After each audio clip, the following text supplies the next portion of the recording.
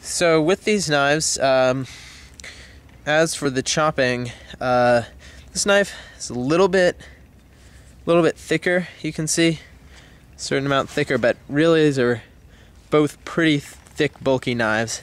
Also, about the same size, length, so that's not going to make much of a difference for you.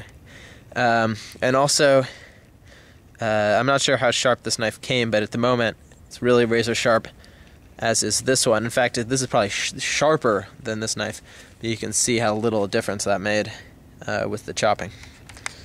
Well, one thing is because of the handle design. If you look at the... With this one, this is a very versatile handle. It's comfortable in this grip, in kind of a hammer grip that you would use for carving, cutting. Yeah. You can choke up on the blade. You can also move back a bit and bring it in line with your arm for chopping. Works well in any old grip, in a flattened grip like this, for pull cutting, just about everything. One of the things that I want to mention about the bulb design is that it gives you increased rotational force. Normally with chopping, you wouldn't. It's more of just a downward motion, up and down. But with this one, you get, because of the balance that it creates, it rotates. Yeah. Also, this has a fighting balance, and what that means is that balance is right about there on your handle, evenly balanced. You can maneuver this knife a little bit more easily in quick stabbing, slicing strokes.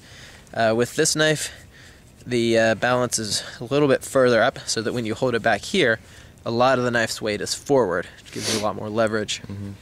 And so a lot of people would say, well, how can you even compare these two knives? They're designed for completely different tasks. But in reality, I've seen a lot of people online and in real life who think that this is your ideal survival blade simply because they've seen it in movies like Rambo, and because knives very much like this are issued to the Marine Corps. But that's just not the case. And also, look at the tip. Come on. Yeah, I know, like, tip prying isn't really a practical thing, but honestly, it's a little bit too thin to actually be even useful. Maybe even for drilling holes, for making. This has a bulky tip, but still plenty usable for skinning game, slicing up plant stems for cordage, anything that you might be using it for. The only reason it's that thin is to be good for killing people, which is